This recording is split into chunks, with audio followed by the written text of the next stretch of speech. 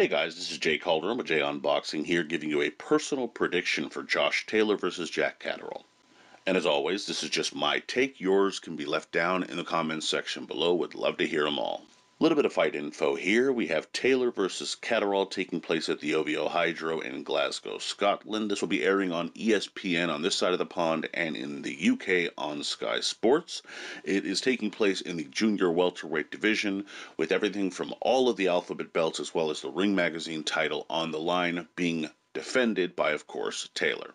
Now, this is an interesting sort of come-home fight for Taylor, who's probably looking to, see his fans for the first time in a fairly big fight against a guy they might know in Catterall, but Catterall isn't a slouch.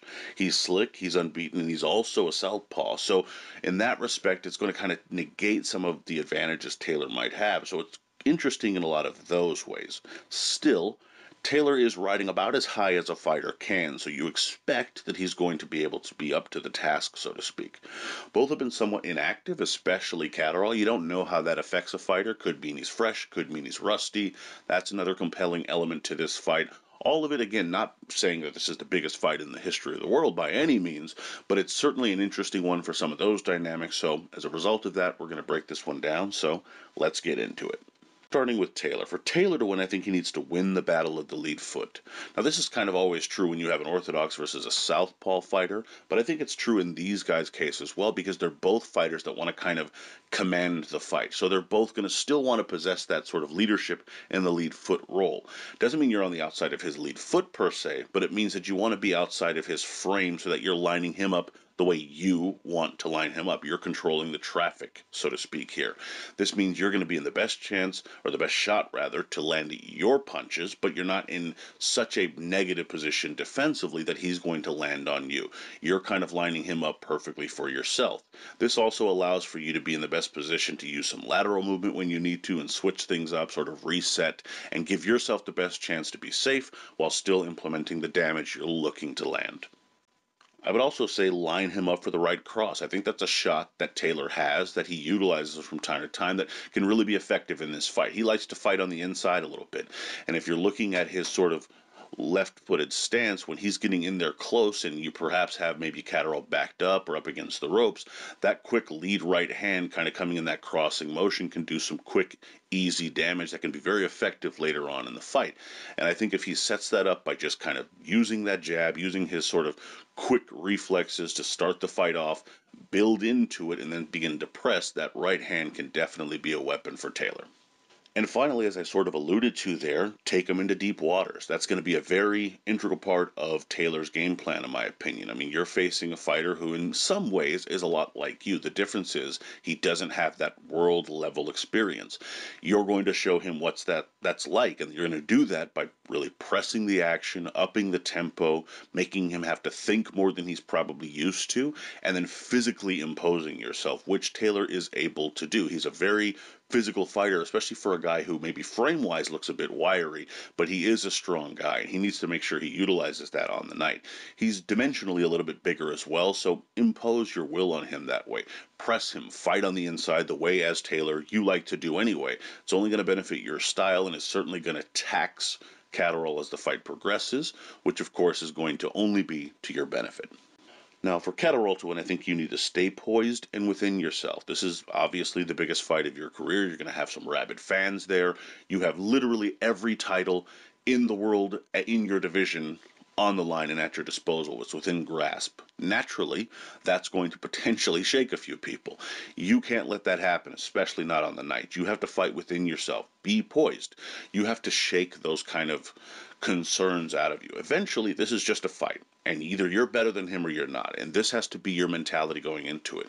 You can't get dazzled by maybe some tricks or some moves that he tries to put on you in this fight that maybe you haven't seen or done at that level or that well. You have to be able to say, I can do the things I can do, I'm going to do them, and that's all there is to it. I can only control what I control.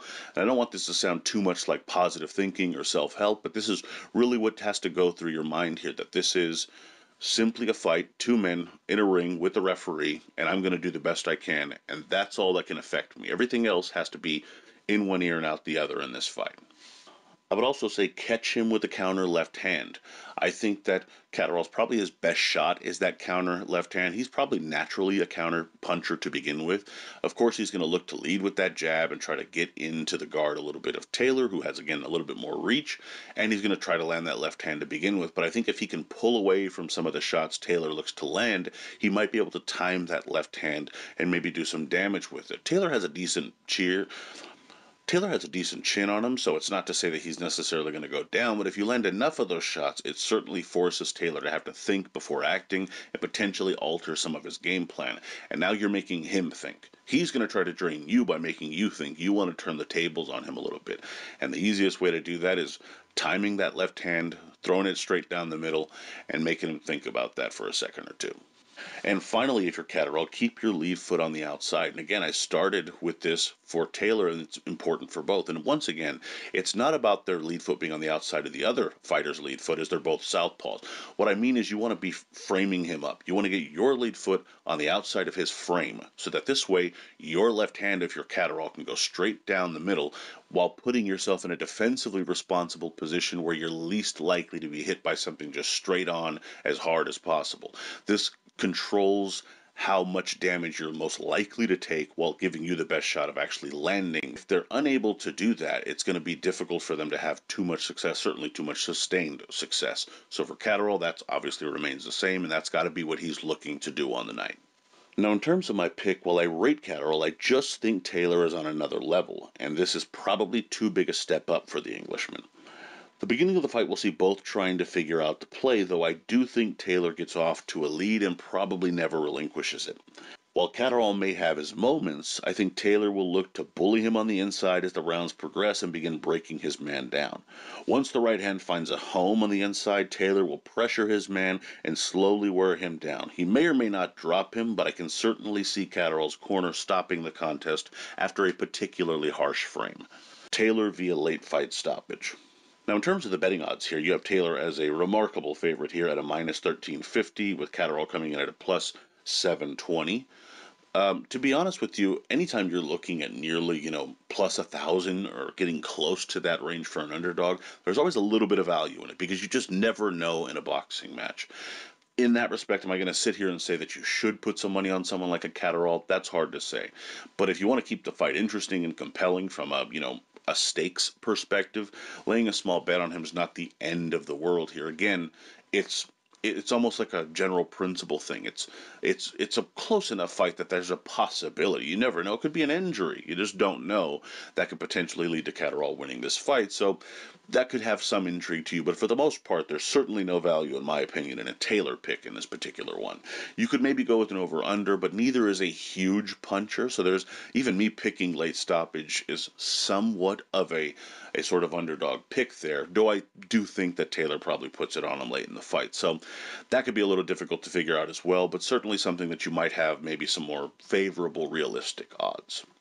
In any respect, my prediction record heading into the weekend is 6-1-0 with 2 exact. But let me know what you guys think down in the comments. How good do you think this fight will be? And specifically, as most of us probably picked Taylor to win this one, how good do you think the Scotsman will look in this fight? We'd love to hear all your thoughts, predictions, bets, so on and so forth. Please be sure to like, comment, share, subscribe, and follow me on Twitter at jcalderon_JOB. You can email me at junboxing@gmail.com. Would love to hear from you there. Also, be sure to check out junboxing.com for schedule, results, betting odds, rankings, and more. Also, this week, later on, after all the fights, be sure to check out my fighter grades piece that'll be released, of course, on this channel here. And as always, until next time.